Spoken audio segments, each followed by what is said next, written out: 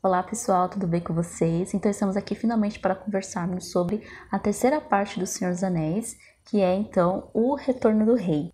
Eu tô lembrando que esse vídeo tem spoilers do Retorno do Rei, e não somente spoilers do livro, mas também tem spoilers dos outros dois livros do Senhor dos Anéis, que é a Sociedade do Anel e as Duas Torres.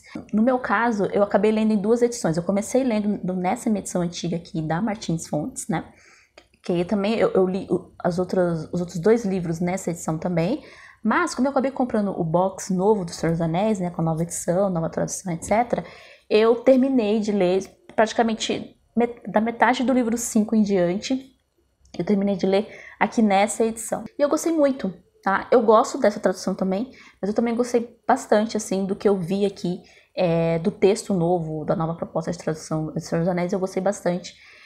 E a edição também tá bem bonita. Então, quem não viu, assista lá o vídeo sobre as leituras de junho, tá? Que eu mostro com mais detalhes o box aqui do Senhor dos Anéis. Então, aqui é no Retorno do Rei, a gente tem mais a divisão do núcleo dos personagens.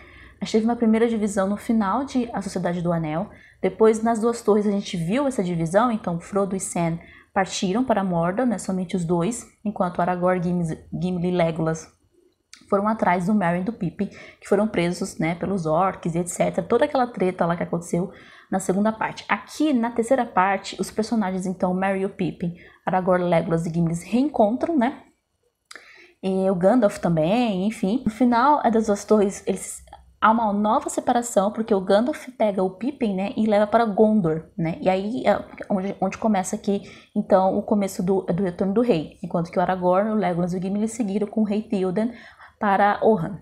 E lá em Gondor, o Pippin acaba se encontrando então com o regente, o Denethor. No caso, né, eu não lembro se eu comentei aqui em algum outro vídeo, Gondor não tinha rei, né? Gondor estava sem rei já fazia muito tempo, né? Porque o último rei de Gondor tinha desaparecido e não tinha deixado herdeiros. Então, por conta disso, Gondor estava sendo governada por regentes há bastante tempo. Então, no caso, aqui da Guerra do Anel, né, durante a Guerra do Anel, quem era o regente de Gondor era Denethor, o Lord Denethor, né? E o Lord Denethor, ele é aquele personagem que eu mais detesto aqui no Senhor dos Anéis, né? Porque ele é aquele personagem que acaba perdendo muito a esperança, né? É um personagem desesperançado. E porque ele desconfia do Gandalf também. Ele não confia no Gandalf.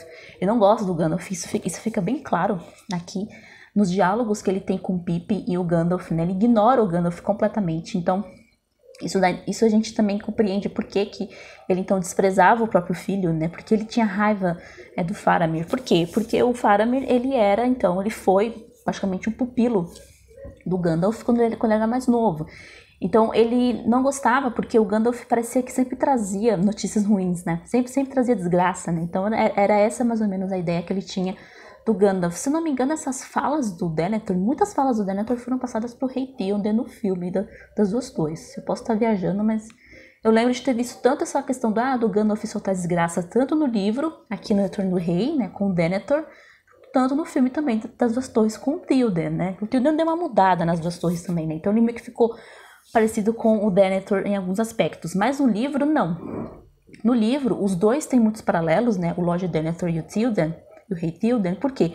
Porque os dois são viúvos, né? Os dois perderam as esposas, né? O narrador aqui do livro vai dizer que o Denethor nunca mais foi o mesmo depois que ele perdeu a sua esposa. Os dois são líderes, né? Tanto o Denethor regente quanto o Rei Théoden, de reinos que estavam passando por momentos muito difíceis, reinos em guerra, e os dois foram dominados pelo mal, né?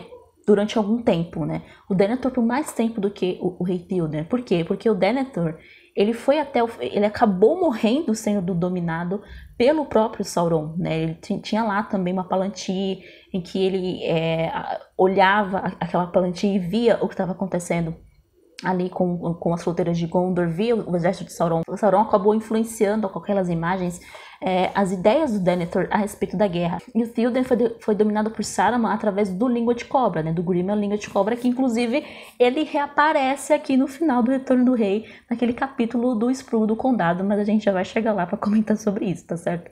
Só que aí o Denethor, né, quando começa aqui então o cerco de Minas Tirith e a Batalha dos Campos de Pelennor, ele não vai pra guerra. Ele se recusa a ir lutar, né? O Théoden não. O Théoden, depois que ele foi liberto pelo Gandalf, né, do poder ali do Língua de Cobra e do Saruman, ele acaba indo guerrear e, enfim, a cena, né, dos últimos capítulos do Théoden aqui no Retorno do Rei, é um dos momentos mais, assim, emocionantes pra mim.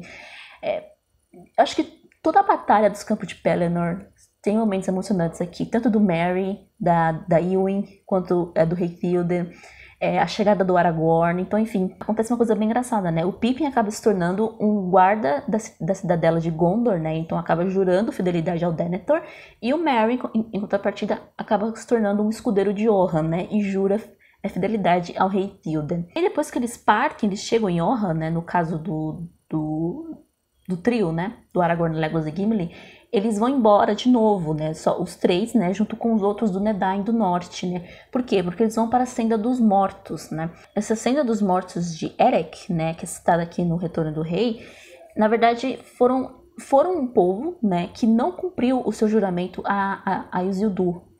E na luta contra Saruman, se eu não me engano, lá naquela guerra da Última Aliança. Posso estar enganada, mas acho que foi nesse período aí. E aí a ira de Isildur caiu sobre esse povo, né? E Isildur acabou os amaldiçoando, dizendo que eles não iam descansar enquanto não cumprissem esse juramento. Então Aragorn, como sabia da existência desse juramento, né? Dessa maldição mesmo do povo da Senda dos Mortos, ele acaba indo até eles, basicamente dizendo que, olha, chegou a hora de vocês cumprirem o seu juramento. Se vocês cumprirem o juramento que vocês não cumpriram para Isildur, aí sim vocês vão poder descansar. Então, é uma das características do Aragorn que deixa bem claro que ele é realmente o herdeiro de Isildur, que ele é realmente o herdeiro do trono de Gondor aqui, né? E não somente isso, mas também a questão das suas mãos que curam, que para mim é um dos poderes mais bonitos do Aragorn como rei, né? Depois da Batalha dos Campos de Pelennor, né? Muitos ficam feridos, o próprio Faramir fica ferido, a Éowyn fica ferida, o Merry também. E aí tem uma das personagens que moram ali nas casas de cura, diz que, olha, a gente reconhece um rei não necessariamente pela sua bravura na guerra, mas principalmente por ele ter mãos que curam. É outra característica também do Aragorn que a gente vê aqui, mais detalhes no Retorno do Rei, e também, claro, o seu poder de convocar esse exército dos mortos para ajudar na Guerra do Anel. E aí, antes dele partir, tem aquele diálogo dele com a Éowyn, né? E a Éowyn implorando para deixar que ela fosse junto com ele, né? Para ir partir também para essa missão, que era uma missão que as pessoas falavam ali, que estavam em Orhan, dizendo, meu, isso aqui é um suicídio, cara, porque você vai pra lá, você não vai voltar. Todo mundo que passava por aquela Senda dos Mortos não retornava, né? Então, esse era o medo. Até o próprio Gimli, que é super corajoso, fica morrendo de medo aqui. Até esse ponto do livro, você fica na dúvida qual que era realmente a motivação da Éowyn, né? Se era pra ficar perto do Aragorn ou se era pra fugir de Edoras. Essa cena da Éowyn falando com o Aragorn, pedindo pra deixar que ela fosse junto com ele, é uma das cenas, assim, bem comoventes mesmo. Você sente a dor dela, né?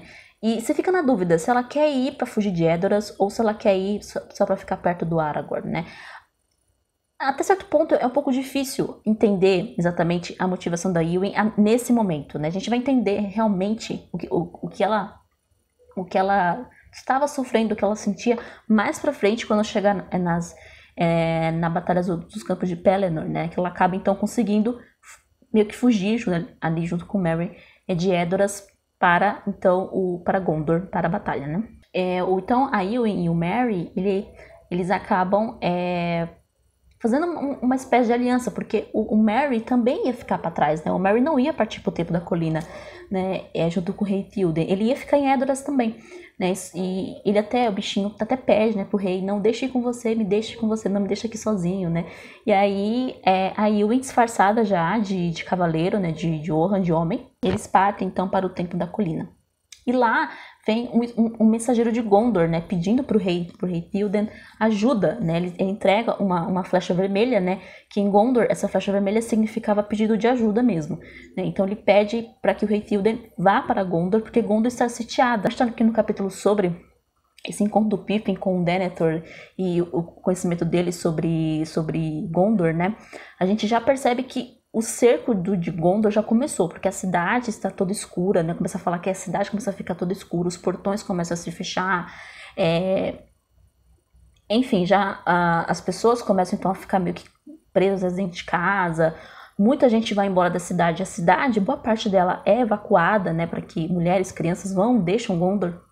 não fica ali, só fica realmente mais o exército mesmo, e os homens, no caso. E aí fala, né, de toda essa tristeza do Pippin, né, de ver aquela cidade de pedra bonita, maravilhosa, sendo praticamente cercada ali de todos os lados. E aí, sabe essa questão do cerco de Gondor, né, é um tanto doido, porque a linha temporal aqui do Senhor dos Anéis é meio maluca, né, ela vai e volta. No caso, o início do cerco de Gondor é justamente no momento em que o Frodo e o Sam passaram por Ithilien, né, então quando o Faramir reaparece aqui em Gondor para falar com o regente, ele acabou de deixar o Frodo e o Sam partirem de Ithilien para Mordor, né? Então, foi mais ou menos aí nessa linha temporal. Quando a gente lê, né, na sequência, a gente acha, né, que tipo, o Frodo e o Sam já estão lá com a Laracna. Não, ainda não. Porque, se eu não me engano, quando o Frodo e o Sam encontram a Laracna, já está acontecendo aqui a batalha do campo de Pelennor. É quase que tudo ao mesmo tempo, realmente. E aí o Faramir conta a sua história, né? Conta então pro Gandalf, pro Pippin e pro Lord Denethor sobre seu encontro com o Frodo, sobre a questão do...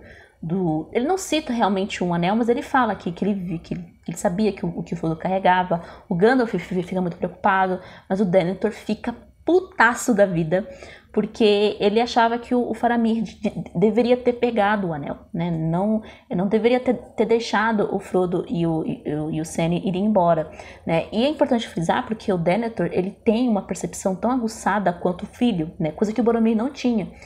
E é uma coisa interessante isso, porque somente o Faramir tinha, não só essa percepção aguçada do Denethor, mas também uma coisa interessante que eu não sabia a respeito do Faramir, que eu acabei descobrindo em um vídeo do Tolkien Talk, que a respeito do Faramir ser descendente dos Númenóreanos, né? Assim como Aragorn também era. Então o Faramir tem sangue Númenóreano e tem até sangue élfico também. E é uma coisa que seu irmão não tinha. Então o Faramir tinha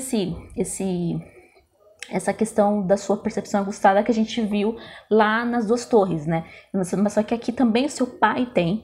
Mas como eu falei, essa percepção aguçada do Denethor, ela foi praticamente distorcida pelo Sauron. Mas eu acho que sim, que não somente o Sauron influenciou. Eu acho que o Denethor já vinha há muito tempo, desde a morte da esposa, já vinha há muito tempo, perdendo realmente essa vontade de lutar, essa vontade de lutar por Gondor. Então acho que o Sauron só foi lá e terminou o serviço. E sobre essa questão da Palantir, o Aragorn também acabou se mostrando para o Sauron através da Palantir, né? Coisa que o Denethor já vinha fazendo. Então, até então, o Sauron não sabia, ele não tinha certeza a respeito desse herdeiro de Isildur, né? Então, ele tinha ouvido falar dele, mas ele não sabia se era verdade ou não, se era só uma história. Então, o Aragorn meio que confirmou, então, por Sauron que ele estava vivo, que sim, ele era o herdeiro de Isildur. E é bonito ver quanto o Faramir é amado pelo exército de Gondor, né? Até mesmo o exército de Dol Amroth, né, que era outra região ali de Gondor, né, que era governado pelo seu tio, o quanto ele é amado, o quanto ele era respeitado ali pelo povo de Gondor. E só que o Denethor não enxergava o valor do filho, né? O Denethor, para ele, o filho era um fracasso, porque ele não era um grande guerreiro como foi Boromir e etc. Ele também não para pra pensar que Boromir caiu na tentação do anel, caiu no bait do anel, né? E por conta disso ele acabou morrendo depois. Esse detalhe, ele não refletiu muito bem, né? E aí ele manda que o Faramir volte para os Gileath, se não me engano. Então, em vez de deixar o filho, né, e os outros arqueiros ali em Minas Tirith para defender a cidade, né, que já estava sendo cercada pelo exército de Minas Morgul, não, ele manda o filho voltar para os Gileath, né? Fazer o quê os Gileath ninguém sabe. Até agora eu não entendi essa história. Mas sim, ele foi para lá. E isso foi um erro muito grande do Denethor, porque justamente o que eu falei, as Minas Tirith ia precisar muito mais de ajuda do que os Gileath, né? Então, pra você ver como a percepção do Denethor estava completamente, assim, maluca mesmo. E para piorar a situação, o Faramir é ferido, então, por uma flechada, né? Eu achava que essa flecha era, na verdade, a flecha dos Nazgûl. Mas eu me enganei, não era uma flecha dos Nazgûl, era uma flecha realmente dos Haradrim, né? E ele acabou desmaiando, enfim. E a cena dele entrando de novo em Minas Tirith, né? Correndo, machucado, é uma das cenas mais, assim, mais tristes pra mim, sabe? Porque ele já praticamente chega em Minas Tirith quase morto. E o Denethor, ele parece que fica um tanto com remorso, né? Um tanto arrependido do que ele fez o filho fazer, né? E aí nessa, né? Ele acaba decidindo então que ele vai morrer junto com o filho.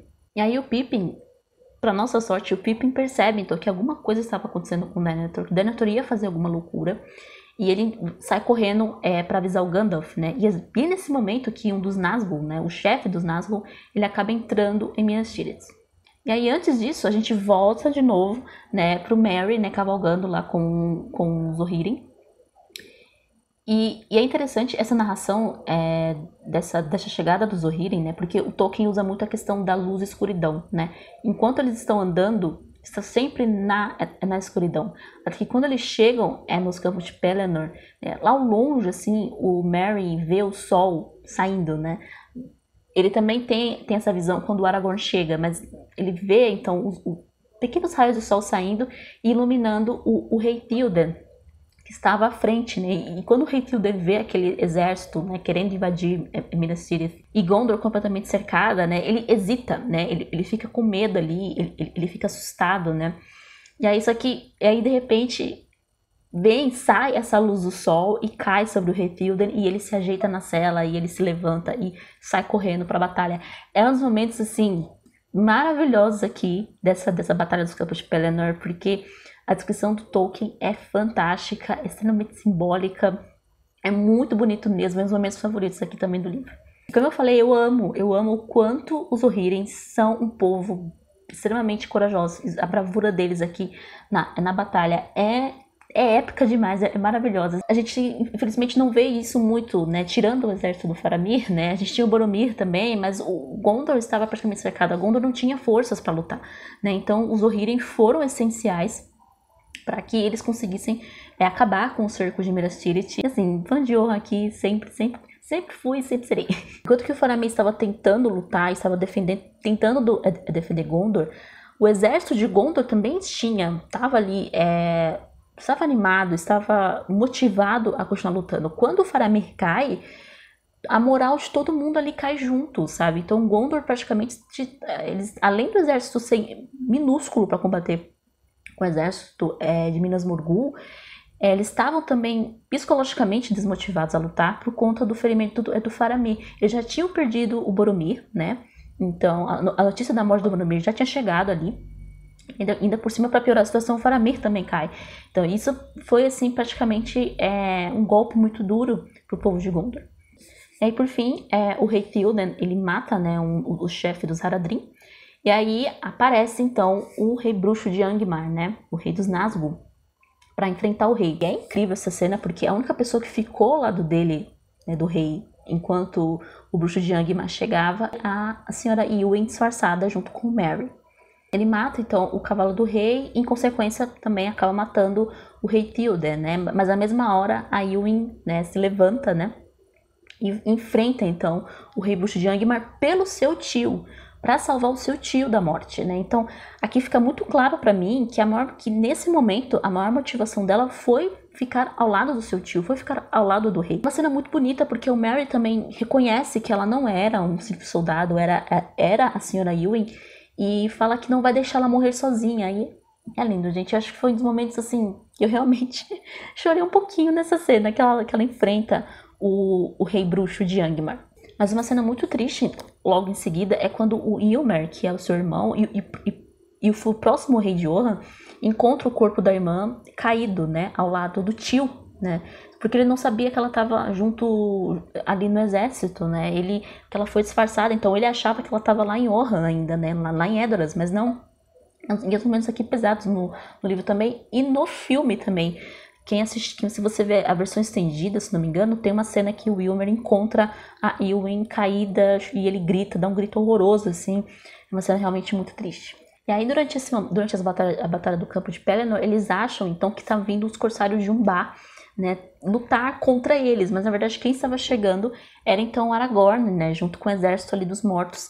E a luta meio que acaba dando uma virada, né, porque eles estavam perdendo, né, o Rohan e Gondor estavam perdendo pro exército de Minas Morgul, mas com a chegada do Aragorn, com essa pequena, podemos dizer, pequena reviravolta, depois da morte do rei, depois que a Eowyn caiu, o Merry caiu também, a guerra muda. A guerra acaba mudando pro lado de Gondor e de Rohan, né?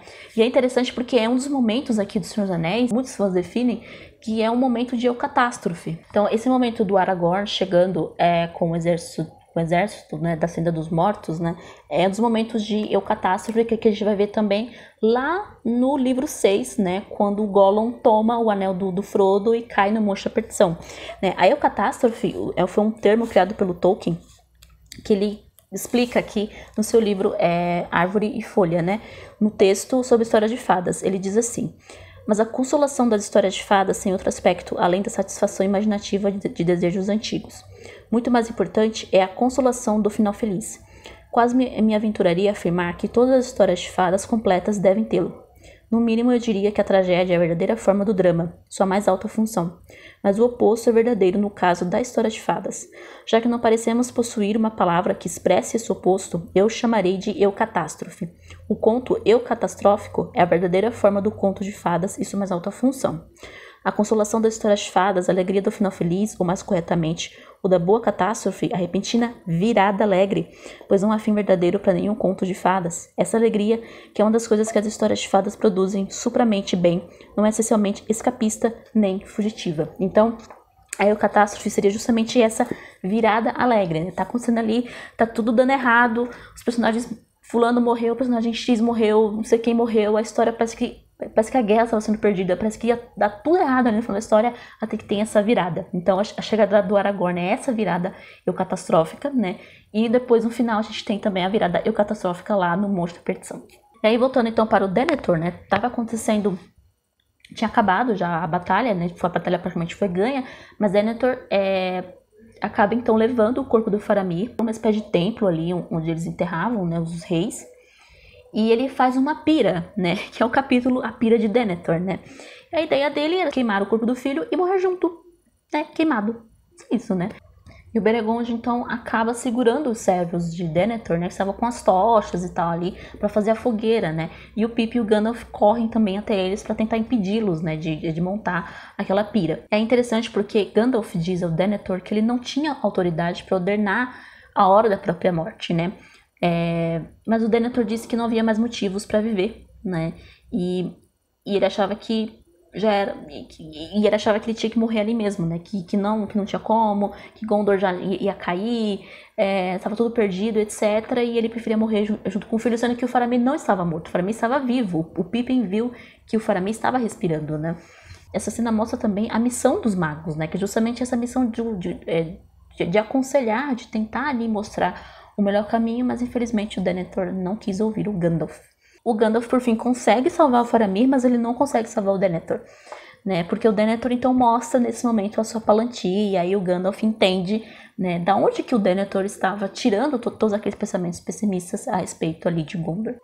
E também tem um momento também muito triste nessa cena da pira de Denethor, é que ele diz pro Gandalf que ele roubou o amor do Faramir, né, o amor de filho é do Faramir, né? Então fica bem claro assim, aqui no Retorno do Rei, que o que o Denethor mais tinha em relação ao Gandalf era ciúmes, né? A sua birra com Gandalf e a sua birra com o próprio filho era justamente por ciúmes, né? Porque ele acha que o Gandalf acabou tirando o Faramir dele, né? Olha que loucura também, né? E aí então o Denethor se joga na pira e morre queimado, abraçado com a Palantir, numa das cenas mais horríveis aqui do Retorno do Rei, né? Enquanto que o Théoden teve uma morte heróica, né? Teve uma morte lutando, né? Ele morreu lutando, né? O Denethor não. E aí, por fim, a gente tem o capítulo das casas de cura, né? Então, o Merry é levado pra lá, o Pippin encontra o Merry, né? E vê que o Merry não tá bem, né? Porque o Merry também acabou ajudando a Éowyn a matar o Rei Bruxo. Aquela espada que o Merry tinha, ela tinha um certo poder, né? E foi por conta desse poder que ele conseguiu ajudar a Éowyn a matar o bruxo de Angmar.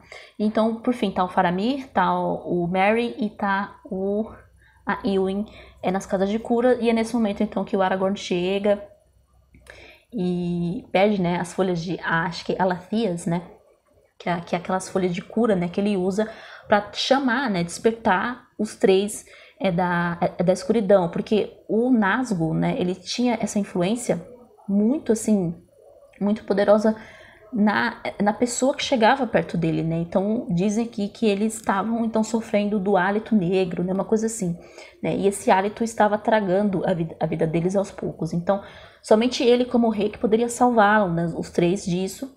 E a cena que ele chega no Faramir é uma cena tão bonita, porque o Faramir disse que ele escutava a voz do Aragorn ao longe chamando por ele, né? E quando ele acorda, assim, né, no susto, né, ele reconhece o Aragorn como rei, né? E fala, estou aqui para servi-lo. Então, é realmente muito bonito. E a cena também dele tentando despertar a Eowyn também é muito bonita e muito comovente, né? Porque ele diz pro Ilmer que ela sofria da sombra de Sauron há muito mais tempo, né? Desde quando ele estava em Edoras, né? Porque ele falava que ele percebia que que a Eowyn já estava sofrendo há mais tempo, não era uma coisa ali de agora, né? Ele diz pro Ilmer, né? E o Ilmer diz, eu não fazia ideia disso, né? O Ilmer não tinha noção do que estava acontecendo, então ele não tinha noção de tudo que a irmã tinha sofrido, né? Então essa cena das casas de cura é realmente muito comovente mesmo. E aí, o Aragorn diz também pro Ilmer, né? Que ele poderia curá-la fisicamente, mas ele não poderia curá-la de outro problema que ia surgir, que é a questão do desespero. É importante lembrar disso porque é justamente isso que vai fazer com que ela depois se aproxime do Faramir, né? Quando os dois acordam, naquele capítulo que eu acho extremamente fofo, extremamente muito doce. Aquele romance que parecia muito improvável, já que os dois não se conheciam até então, né? Mas eles acabam se apaixonando justamente por essa experiência que eles tiveram juntos, né? Por todo esse sofrimento que eles passaram juntos também perto dos Nazgûl e etc. Então, por fim, o Aragorn, o Ilmer e o príncipe Imrahil resolvem marchar, então, para o Portão Negro para tentar distrair o Sauron, né? Enquanto o Frodo e o Sam estavam lá dentro. Então, eles estavam atravessando ali Mordor até o Monte da Perdição. Então, basicamente, aquela marcha, né, dos Capitães do Oeste era uma armadilha para o Sauron, né? E aí eles chegam lá e encontram a Boca de Sauron, que era se eu não me engano, ele foi um dos reis Númenóreanos e era ali o grande chefão ali, o poderoso chefão ali de Mordor, agora, depois que o Rei Bruxo caiu. E ele mostra para os Capitães do Oeste as roupas do Frodo, que eles tinham capturado, né, que os orcs tinham pegado. E aí, por fim, vem um exército de Trolls, né?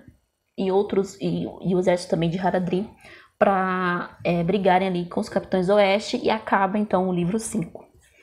A gente volta então pro Sam, porque o Sam tinha desmaiado em frente ao portão, e quando está acontecendo isso, o Merry ainda estava cavalgando com os Rohirrim e Gondor ainda estava cercado em chamas. Então a gente também voltou um pouco aqui no tempo, na linha temporal aqui do romance, tá certo?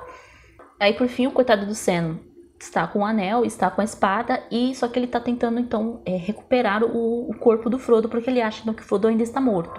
Até que por fim, depois de muitas idas e vindas, ele acha então o Frodo vivo em uma das torres ali que os orcs tinham deixado ele.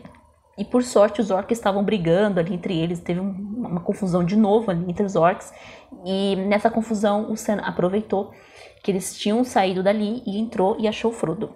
E é interessante essa questão do anel no Sam, porque o anel tenta o Sam, mas a tentação que o Sam sente não é tão forte como a tentação que o anel agora exercia sobre o Frodo. Porque quando ele devolve o anel pro Frodo, depois que ele encontra o Frodo lá sem roupa e vai atrás de uma roupa para ele, de orc, para eles usarem, até para eles conseguirem passar por Mordor sem serem reconhecidos, né? E ele devolve na maior facilidade, tipo, pra ele não é nada, tipo, ele pega o anel e fala assim, tó, é seu. Mas enquanto que o Frodo fica, né, ali cobiçando ali o anel e falando assim, me devolve porque isso aqui é meu, você roubou de mim, etc. E conforme eles vão passando ali por Mordor, né, conforme eles vão fazendo a viagem, o anel vai pesando cada vez mais no Frodo, né, quanto mais eles adentravam Mordor, mais o anel começava a pesar, e esse peso, pra mim, parece que ficou claro que era um peso também físico e espiritual, né? Não só da joia pesar, mas também daquela joia pesar no espírito do Frodo. E eles quase foram pegos por uma marcha de orcs, né? Eles tiveram que marchar junto com um exército de orcs ali por algum tempo. Eles quase não sobrevivem e o Gollum está à espreita. Eles percebem que estavam sendo seguidos pelo Gollum. E é muito bonito essas partes, esses capítulos do Frodo e do Sam, que o Sam carrega o Frodo nas costas, né? Porque o Frodo não aguentava mais andar, não tinha mais forças para caminhar. E foi mais um momento aqui no Retorno do Rei que eu chorei, gente. Nesse momento eu chorei. Eu choro também no filme horrores, horrores, quando o Sam carrega o Frodo. Porque ele fala, eu não posso carregar o anel pra você, mas eu posso te carregar. E ele põe o Frodo nas costas e sobe o Monte da Perdição. É um dos momentos, assim, mais bonitos, assim, mais emocionantes mesmo aqui do livro. Aí quando eles estão chegando, né, ele diz pro Frodo ir sozinho, né, continuar para chegar até o topo, que ele ia cuidar do Gollum, porque o Gollum estava seguindo eles, né. E é interessante que pela primeira vez o Sam sente pena do Gollum também, coisa que ele não sentia até então, né. O Frodo sentia, mas ele não. Porque o Gollum fica lá, choramingando pelo anel, ele tinha tentado atacar o Frodo, aí o Sam foi pra cima, deu lá uma confusão. E o Sam teve a oportunidade de matar o Gollum ali, mas ele não matou. E aí quando o Sam consegue se livrar do Gollum, né, ele acha que se livrou do Gollum, né, o Gollum apenas foge. E quando ele chega no Monte da Perdição, o Frodo não tinha jogado o anel ainda no fogo, né, o Frodo vacilou e acabou colocando então o anel no dedo. Então basicamente o Frodo, ele fracassou aqui, né, então se a gente pensar friamente, o Frodo fracassou na sua missão, porque quando chegou a hora, ele não conseguiu destruir o anel. Ele não conseguiu fazer aquilo que ele estava há quase um ano tentando fazer, que era justamente acabar com o anel. E nisso que ele colocou o anel, o Gollum partiu para cima dele. O que é uma coisa, assim, bizarra de pensar, porque como que o Gollum enxergava o Frodo, né? Porque o Frodo estava invisível. Então eu acho que o Gollum estava tão ali apegado ao anel, né? Tão, sei lá, talvez sentir o cheiro ali do Frodo também, que ele conseguia ver. Ele conseguia mais ou menos ter noção de onde estava o Frodo e partiu para cima dele e arrancou o dedo do Frodo, estava o anel. Nisso que ele arranca o dedo, ele começa a gritar, precioso, é meu, é meu. Ele dá um passo em falso e acaba então caindo ali em uma fenda até o abismo junto com o anel e enfim, ele e o anel acabam sendo destruídos ao mesmo tempo. Isso que o anel é destruído, então toda a Mordor, né, todo o monte ali da perdição acaba então entrando em colapso, o Mordor também entra em colapso, e o Frodo e o Sam, né, olham pro outro e veem, putz, acabou, a gente vai morrer aqui, né, então a gente acha também que a história vai acabar ali em tragédia, fosse, putz, eles passaram por tudo isso e eles não vão sobreviver, gente, então mais um momento de catástrofe, né, porque a gente também acha, o Frodo não conseguiu, né, destruir o anel, quem acabou destruindo o anel foi o próprio Gollum, e mesmo assim eles iam morrer de qualquer jeito, porque Mordor o Monte da Perdição já estava entrando em ruínas. Até que, para nossa sorte, para a sorte deles, o Gandalf manda, né, o Gwaihir, né, as águias, até Mordor, para buscarem o Frodo e o Sam. Aí depois passa um tempo, eles estão em Cillian, né, o Frodo e o Sam reencontram o Gandalf, coisa que que é bem emocionante, porque o Gandalf, eles não sabiam que o Gandalf estava vivo, né. Eles também encontram o Merry e Pippin, estranho o Merry e Pippin por eles estarem mais altos, né, e sabe, com outras roupas, né, um taca a roupa de Johan, outro taca a roupa de Gondor, e aí o Frodo e o Sam são recebidos, né, com várias honras, né, não só pelo Aragorn, mas pelo Legolas, pelo Gimli, por todo mundo ali, pelo próprio Gandalf, né, como heróis realmente do que eles eram. E a gente volta então pra Gondor, né, lá em Minas Tirith, e tá a Eowyn, né, se recuperando, e ela queria ir embora, né, ela queria voltar. Ela queria ir junto com o irmão até o Portão Negro e morrer em glória e etc. E quando ela vai encontrar com o Faramir e pedir que deixasse que ela fosse embora, já que o Faramir agora era o regente, né, de Gondor, é engraçado que ela vai toda determinada, né, toda orgulhosa ali, falar, você vai ter que me deixar embora, não sei o quê. E o Faramir acaba desarmando ela, né, de uma forma muito bonita. Ele fala, então, eu também sou prisioneiro aqui, não é porque eu sou regente, significa que eu mando ainda. Então, e ele diz, né, você não tá em condições de ir, você ainda tá se recuperando, etc. E acho que o momento que ele realmente a desarma de vez, que eu acho sensacional para mim, foi quando ele disse para ela, né, que o quanto ela era bonita e o quanto ele queria também a companhia dela naqueles dias que eles não sabiam o que ia acontecer, até porque o exército ainda estava lá, no Portão Negro, então eles não sabiam o que é dessa história. O Frodo e o Sam ainda não tinham destruído o anel, então a gente voltou de novo no tempo. E eu acho bonito essa interação deles, porque o Faramir é extremamente carinhoso com ela, né? Muito, muito carinhoso. Ele vai lá, na maior paciência do mundo, e fala pra ela que não é assim, que ela não podia ir, né? Que era melhor que ela tentasse se recuperar primeiro, etc. Aí ela fala assim, né? Ela fica meio almoada, né? E fala, mas a minha janela não dá para o leste, né? E eu sou prisioneira, não posso andar para onde eu quero. Então ele cede então um quarto para ela com a janela virada para o leste, deixa que ela ande pelos jardins da casa de cura, né? E pede que ela faça companhia para ele. Quando eles estão conversando nas casas de cura, né, que estão ali passeando os dois no jardim, não é indireta, é direta mesmo. Ele fala que não quer perdê-la, né? Mesmo que o mundo acabasse, mesmo que tudo desse errado, ele não queria perdê-la. Então ele vai ali aos poucos, né? Ele vai ganhando o coração dela, ele vai a conquistando. É uma pena que no filme, no terceiro filme, a gente não vê isso acontecer, né? Só tem uma ceninha dos dois, na versão estendida, assim, deles dois conversando, e ele apenas segura na mão dela e dá um abraço e acabou. Mas aqui no livro não, é quase o capítulo inteiro aqui, que é o capítulo 5 do livro 6, né? Em que os dois estão ali flertando, conversando, e ele aos poucos ali ganhando a confiança e o coração dela.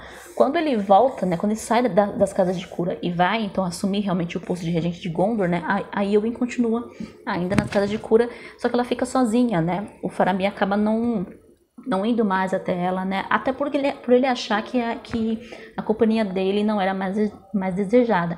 Só que aí o In começa então de novo a sucumbir, né, na sombra, e o diretor das casas de cura fica preocupado, né? E avisa o Faramir que, olha, ela tá ficando ruim de novo, ela tá adoecendo de novo. Só lembrando que quando o Faramir volta a assumir Gondor, né, as águias tinham chegado e tinham avisado que o anel foi destruído e que a batalha tinha sido praticamente ganha, né, que não tinha morrido ninguém, etc. E que o rei estava retornando, né, por isso chama-se o Retorno do Rei. Né? E aí o Faramir tem que acabar, volta para cuidar da cidade, e a Éowyn fica então nas casas de cura, né, sozinha, né, sem a companhia dele, porque ele estava realmente ocupado. E o Ilmer chama a Éowyn até para ir para os campos de Cormalen, né, para ficar junto com ele, né, ficar perto dele, mas ela acaba não aceitando, né, o que deixou o diretor das casas de cura preocupado com ela, né, e por isso que ele acaba avisando o Faramir. Tem aquela cena super mega fofa, né? Coraçãozinho. As cenas mais fofas aqui de toda a trilogia. A única cena de beijo que nós temos em toda a trilogia. Olha só que coisa. Mas não tem jeito mesmo, né? Eu gosto de um romance. Até mesmo num livro de fantasia com guerra. Mas enfim, tem uma cena super fofa. Então eles dois conversam. Ele disse que casaria com ela, mesmo... e ela fala, né? Você casaria com uma moça mesmo sendo uma guerreira de Orhan, né? Ele disse que sim, né? Esse beijo aí. Só um amorzinho. Muito, muito fofo. É realmente o meu casal favorito de Senhor dos Anéis. Quem acompanhou os stories deu lendo essa cena, viu o quanto eu passei vergonha lá no Instagram, surtando com eles dois, porque eles são muito, muito fofos mesmo. É o meu casalzinho favorito. Mais do que Aragorn e Arwen. Então, por fim, a gente tem a chegada dos Capitães Oeste para Minas Tirith, né? E a coroação do Aragorn como rei. E ele assume, então, o rei como nome de Rei Elessar, né? Aragorn Elessar, que Elessar, se não me engano, significa pedra élfica, né? Por ele ter sido criado entre os elfos e etc. E o bonito Faramir se ajoelhando diante dele, né? Dizendo que ele queria entregar o seu cargo de regente, né? Mas o Aragorn disse que não, que ele queria que ele continuasse sendo regente ali, assim como ele e seus filhos, etc, né? E é bonita também a coroação do Aragorn, porque normalmente era o rei que pegava a coroa e colocava na própria cabeça, né? No caso, ele pediu pro Frodo trazer a coroa e o Gandalf o coroá-lo, né? Com a coroação do rei Elessar, a gente tem o fim da Terceira Era e também o início da Quarta Era da Terra-média. E a árvore branca, sobre a árvore branca, ela acaba sendo replantada, né, em Gondor. O Gandalf mostra uma nova muda que tinha crescido ali perto de Gondor, e o Aragorn vai lá e planta a nova árvore, que essa árvore foi trazida pelo Elendil. Foi pelo Elendil de Númenor, quase ao mesmo tempo com a chegada dos elfos, né, com a Arwen, né, que então seria a rainha Arwen, né, de Gondor. Os Cavaleiros de Orhan eles vão para Orhan, né? Depois eles retornam para buscar o corpo do rei Tildor, que estava ainda sendo guardado em Gondor. E aí, após o funeral do rei, é feita então a coroação do rei Ilmer, né? E também ele anuncia o noivado da Éowyn com o Faramir. Aí, por fim, o Frodo viaja então para Valfenda para ver o Bilbo, né? Então, esse reencontro do Bilbo. Também os hobbits chegam no condado e encontram o condado praticamente virado do avesso, né? Porque estava tudo muito estranho, tinha uns rufiões mandando na cidade, até que eles descobrem então que nada mais era do que o Saruman. e o Grima Língua de Cobra que eles haviam deixado lá na Torre de Orthanc, mas que o Barba Árvore acabou meio que deixando eles ir embora, né? Que eles não tinham mais poderes, né? O Saruman não tinha mais poderes, né? Então eles descobrem que eram os dois. E essa cena do expurgo do condado é realmente uma grande reviravolta, porque você não espera que isso ia acontecer, né? Você acha que se encontrar o condado é do mesmo jeito, né? Até que então os hobbits, né, agora muito mais corajosos, mais altos, né, vão lá, expulsam os rufiões e expulsam o Saruman, né? O Saruman tenta matar o Frodo, né, com uma facada, mas o Frodo está com o seu casaco de mithril, né? E não acerta ele. E aí, então, tem a morte do Saruman, né? Que é bem horrível também, que o próprio Língua de Cobra acaba matando o Saruman, né?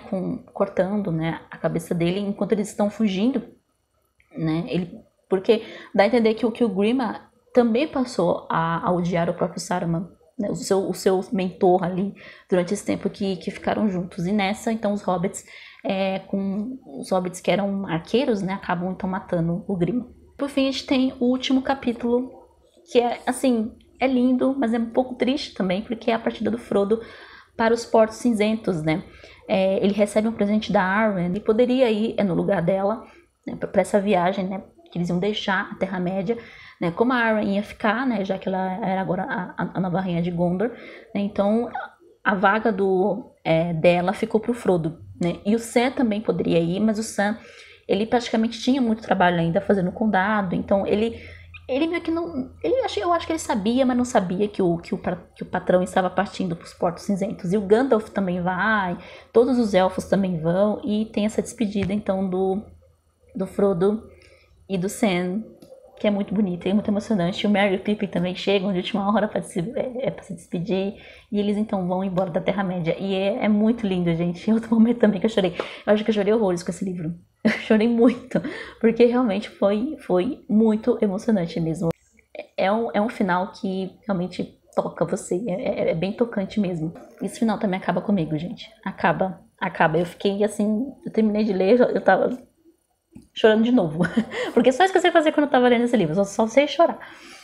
Mas é isso, gente. Então é isso. O fim dessa história maravilhosa. Tem aqui os apêndices, mas enfim. Eu não vou comentar muitos apêndices, porque são muitas histórias, mas vale a pena ler os apêndices, tá? Também é bem interessante. Fala um pouco da história. Tem a história do Aragorn, tem a história de Rohan, tem várias histórias aqui interessantes, então vale a pena. E é isso. A gente encerra então o nosso projeto Senhor dos Anéis. Vou encerrar mostrando pra vocês o meu box da Martins Fontes também. Aqui, eu fiquei de mostrar pra vocês, né, o meu box é da Martins Fontes, então é esse aqui. Eu comprei faz uns 3, 4 anos já. Você vê que ele é bem simplesinho, né? Esse aqui. Então agora eu tenho 2 edições de O Senhor dos Anéis. Então é isso, gente. Espero que tenham gostado do projeto. Espero que quem leu junto comigo O Senhor dos Anéis tenha gostado.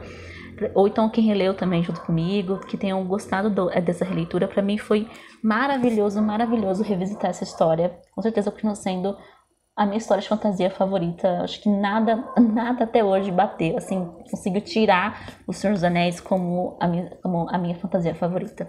Então é isso. A gente se vê então no próximo vídeo. Um beijo pra vocês e até mais.